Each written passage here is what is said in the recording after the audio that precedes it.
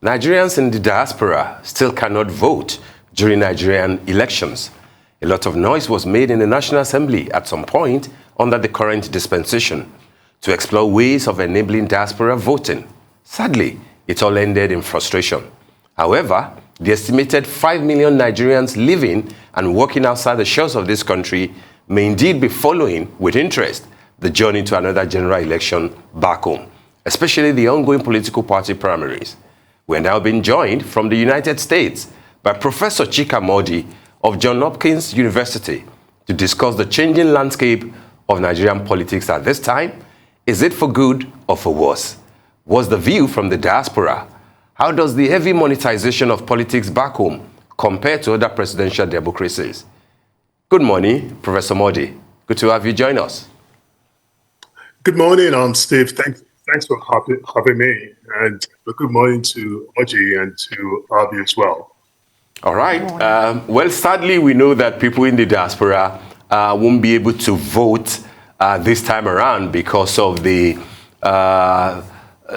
changes in the constitution that still hasn't, allowed for people in the diaspora to vote. But we know that the diasporans have always followed what is happening in Nigeria very keenly, as I imagine that you will have followed what happened yesterday. We also know that many people abroad do support with, heavy dose of contributions, money, etc. There are chapters in the UK, in the US, in Canada, of at least the two major political parties.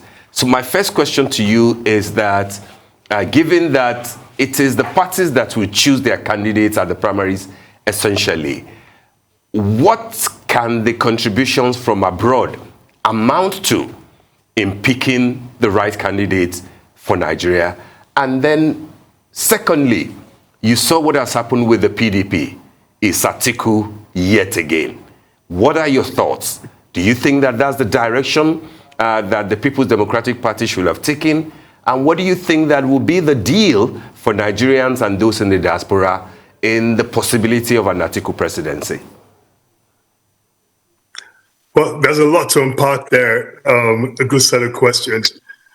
I think you already answered part of it. There are two essential tracks through which Nigerians in the diaspora influence the politics in Nigeria. Again, you're right. There is interest, a lot of discussions in the Nigerian community about the elections. The first track is money, resources. And funds are raised here in the US, funds are raised in Europe from Nigerians in diaspora. And the second track is social media. I would argue that Nigerians in the diaspora have an outsized influence in social media. And that mechanism will make its way towards opinion, if not on the streets, but at least among the elite in Nigeria. The other part of your question, you're talking about PDP primaries. Yes. And also how the diasporans could, influence what goes on. Primaries are very different from general elections. The dynamics are very different. The structure of those races are very different.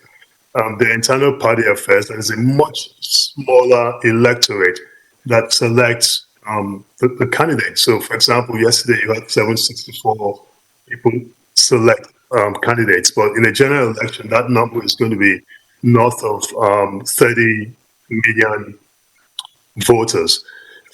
So, to that extent, they're a bit hampered, and there's no constituency outside Nigeria, in this case, local government areas in the primaries. The third part of the question was about the emergence of Alhaji Atiku Abubakar yesterday. I listened to your two earlier guests, and they had some very interesting opinions, particularly the last speaker who eloquently talked about the candidacy of Atiku, and he talked about the primaries themselves. Two quick observations about that maybe some slight difference in opinion where the data points. So if you look at yesterday's primaries, all the northern candidates, the candidates from the three northern zones, if you add their votes together, that would have yielded an additional 100 votes, close to 100 votes for Alhaji Atiku Abubakar. And if you aggregate all these votes from the southern candidates, it will have been barely over 300 votes. Now, the structure of that race changed when the president did not assent to the bill, and it became a vote per local government area. And the structure of the country, there are more local government areas in the northern part. And in fact, Wike is not from the southeast, as was alluded. It is actually from the south-south. And the aggregate votes of all the southeastern candidates was 16 votes yesterday.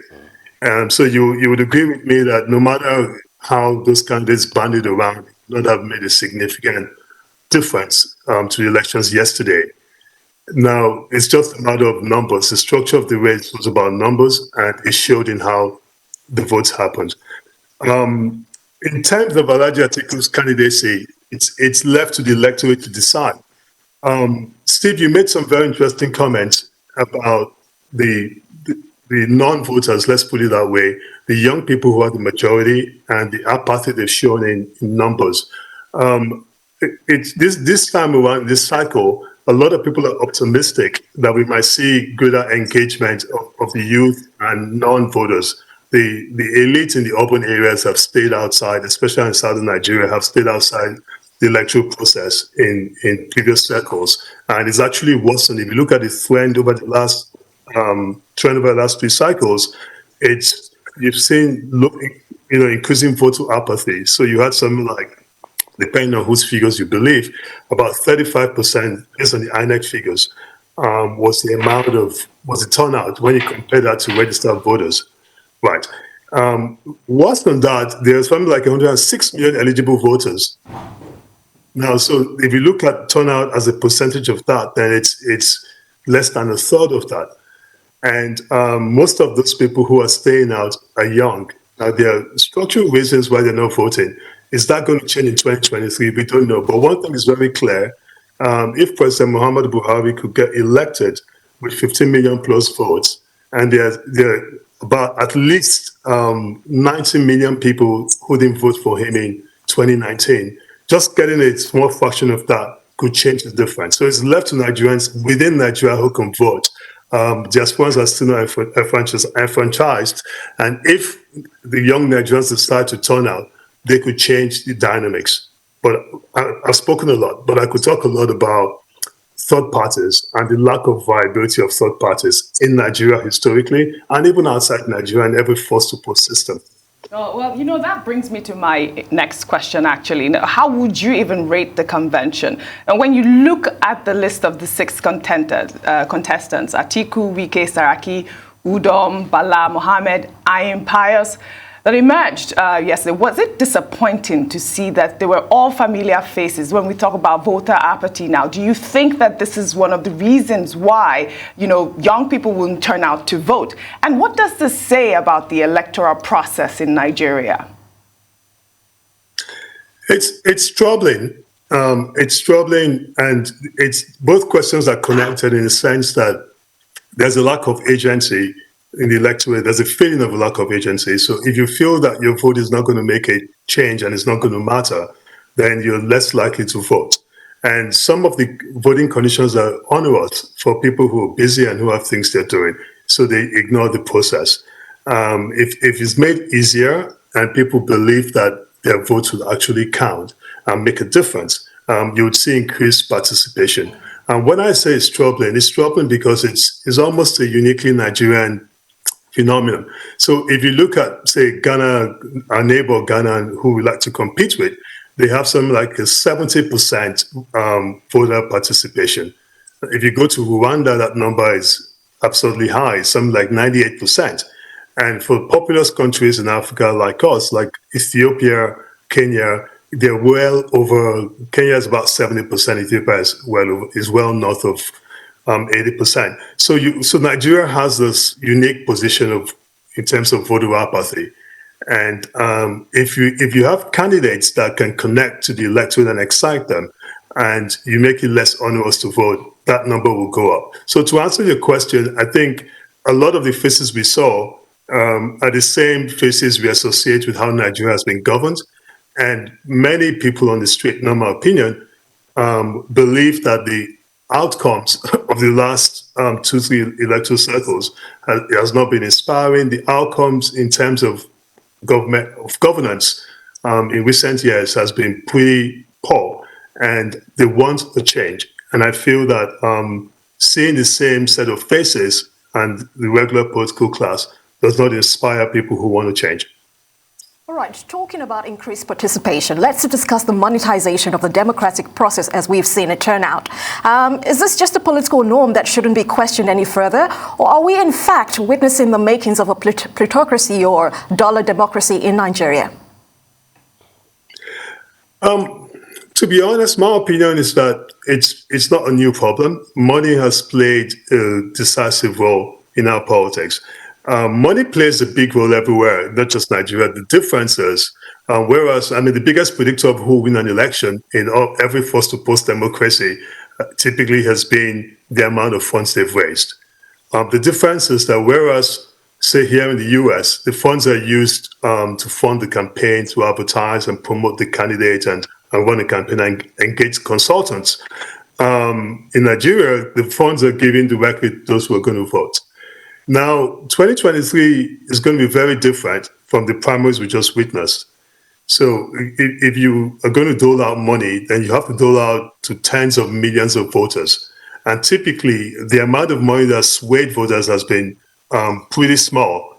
But the conundrum that both the voter and the politician who is trying to buy the votes face is that you have very harsh economic it's very harsh economic context in which we're going to have 2023 elections. Now, would people take short-term decisions and be transactional and decide that I should take money to feed for the next 1 week? Or would they decide that what we've seen over the last 4 years, 5 years, depending on who your view, requires that we have a change and we go for a candidate who can turn around the fortunes of the country? All right, Professor Mordi, I'd like you to speak to the sincerity in the type of messages that we are hearing from candidates and aspirants, and to put that in sync with what is happening globally. Yesterday, for example, we heard something from Atiku Abubakar about the fact that when PDP was in power, Nigeria was the biggest economy, things were better, stuffs like that. But then Nigeria is still the biggest economy in Africa. When PDP was in power, we were the second poverty capital of the world after India. Now we're the poverty capital of the world. What I'm trying to say is that what really has changed, what is Atiku asking Nigerians to see, to go back to being number 2 after India as the capital city of the world, or to remain as the biggest economy in Africa, but with one of the worst per capita income compared to GDP. Now, I have not heard so much from aspirant and candidate talking about how the world is struggling. Davos just ended, and the predictions are very gloomy. With COVID-19, with Russia and the Ukrainian war, with the global energy crisis, with America basically printing money, and you know what Elon Musk said about the dangers of continuing to print money. UK is basically doling out cash for people to stay afloat.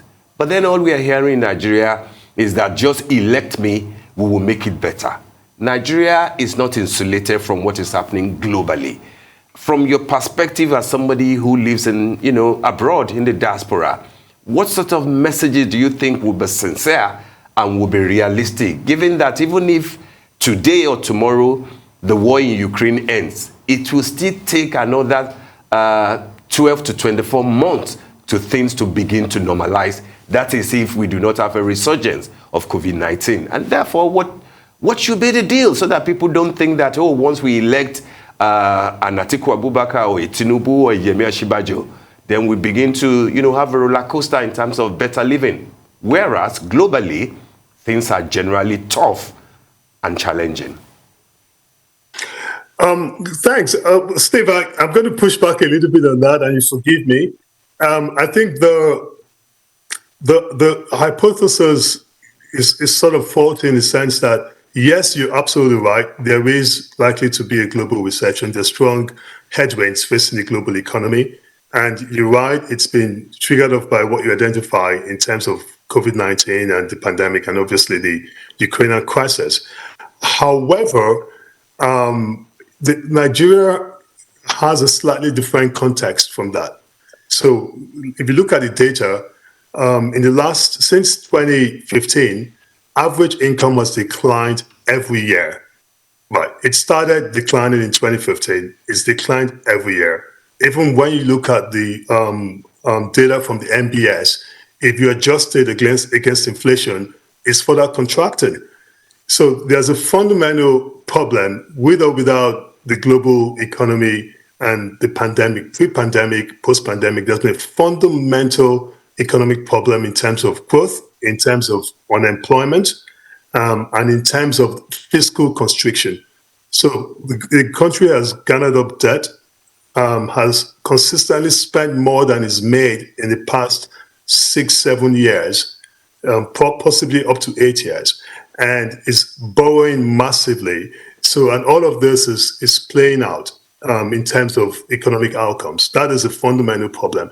And I feel that the Nigerian electorate is not recognizing the nature of the crisis.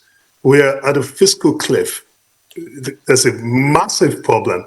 The revenue profile, if you match that against spending, debt servicing, and capital expenditure, for those three buckets, it barely surpasses any of them.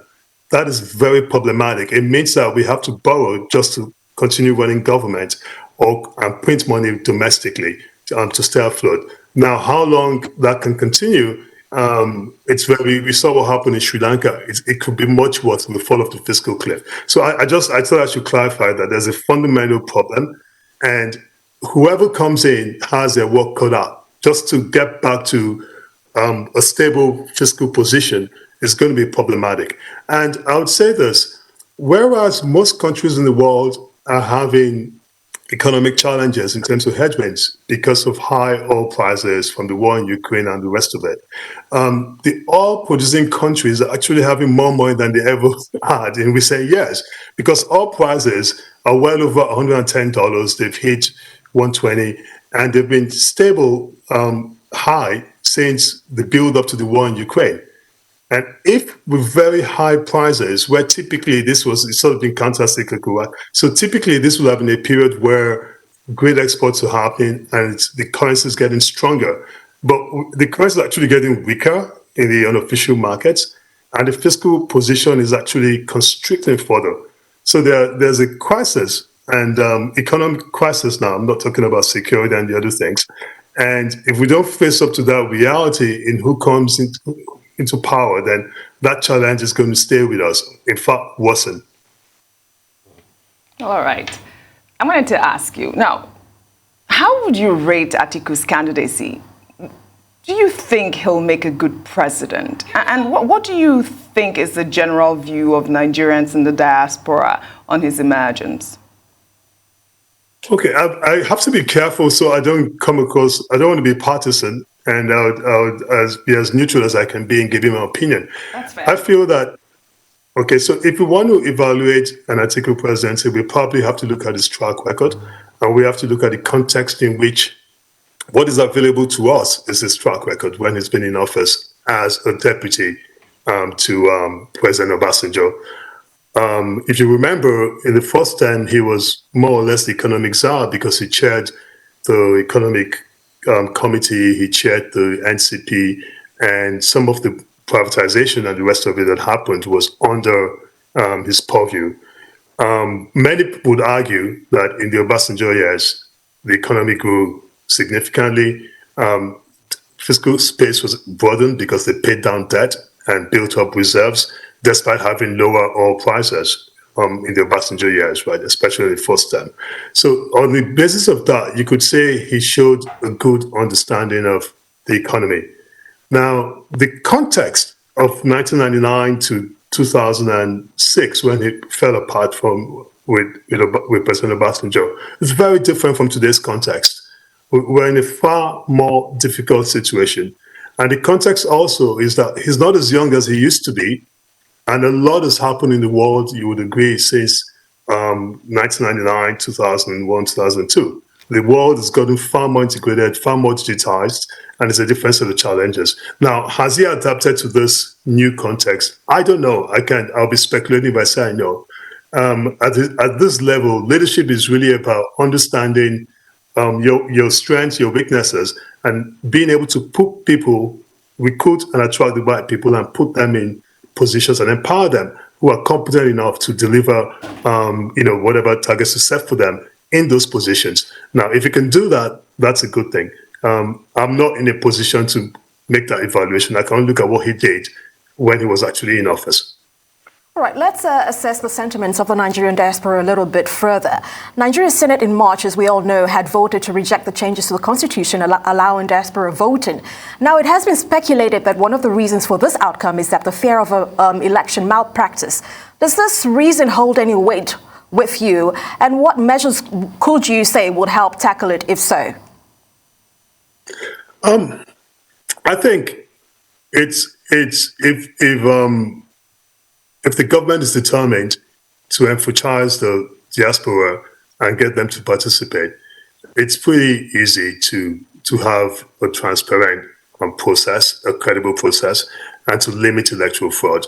There have been things like the National ID Identification Program, things like the Bank Verification Program, even passport issuance that have been done for the diaspora, and there's been limited fraud in those things. So if they're determined, there are actually more tools for, in terms of verification, identification, and tabulation and tracking things that makes it easier to do this in, say, the US or in Europe, where they're much more better facilities. There are strong laws in terms of forgery and fraud, and there's the ability to track what's going on. So if the government is determined to do that, and they have INEC, and they empower them sufficiently, diaspora voting can be pretty straightforward.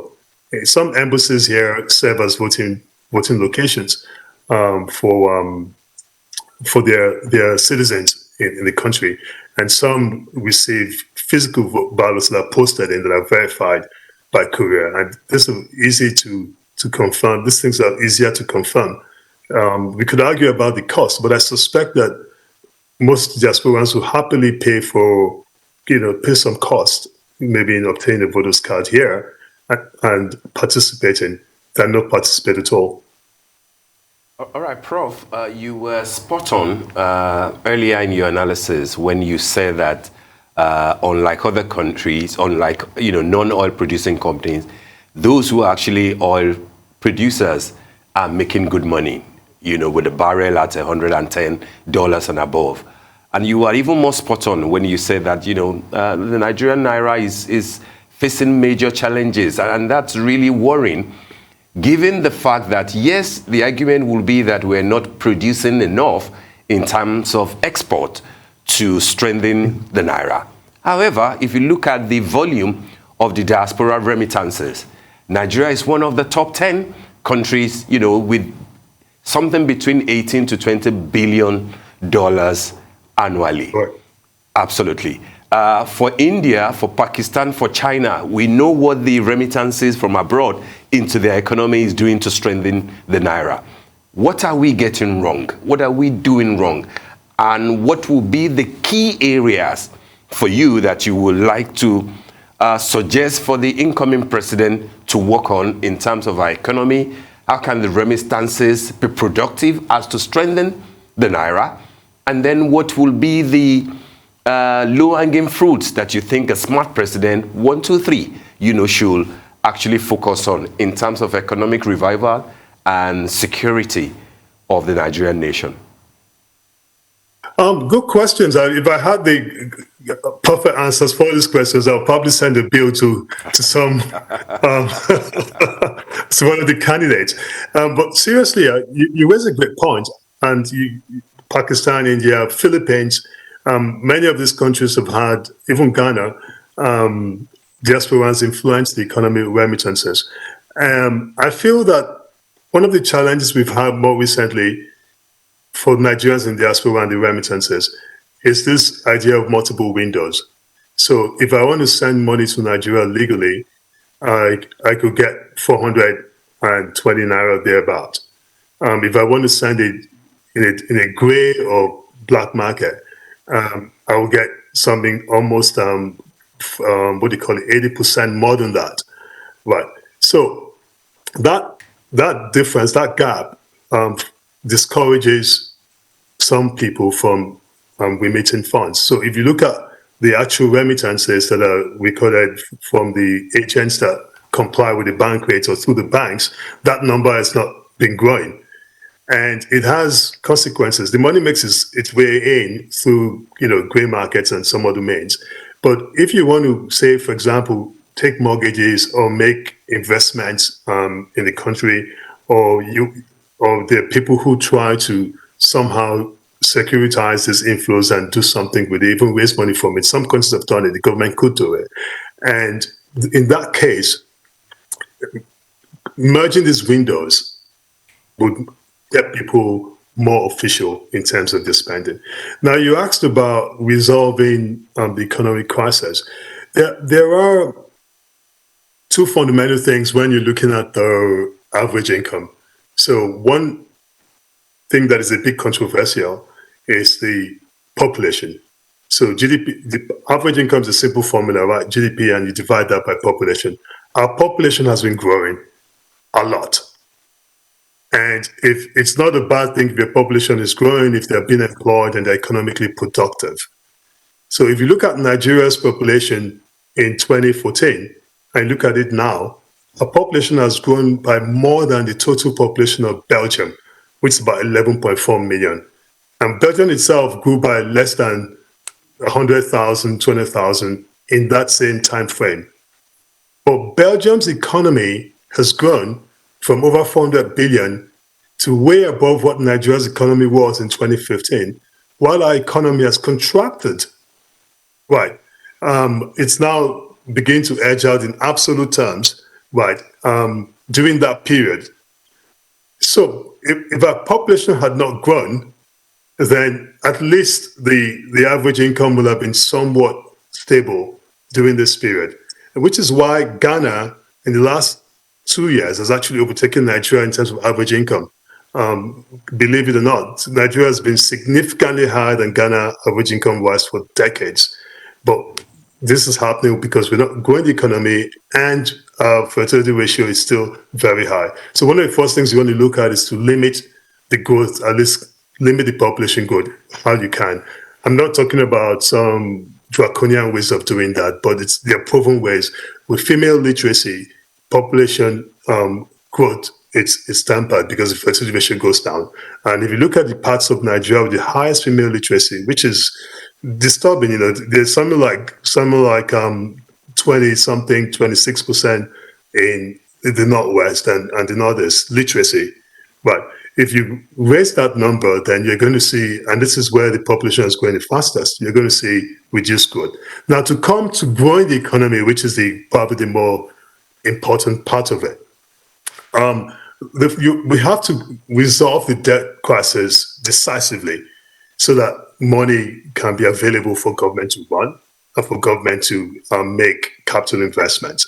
And dealing with the debt crisis has to do with confidence. If you have a credible plan on dealing with that, then your creditors can restructure to have longer term payments and will be willing to avail more credit for products that programs that are productive.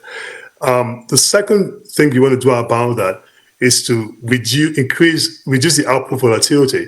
And one of the ways to do that, a lot has been said about diversifying foreign exchange earnings and diversifying the economy as a whole. One of the ways to do that is simply let the markets merge when it comes to foreign exchange, try and have a single market. We've done this countries in pockets when we've had economic growth. But, and if it All right. Very understood. Thank you so much for joining us. We've just lost Professor Chika Mordi there, but of course, we're very thankful for him joining us on the program to discuss this very pertinent issue.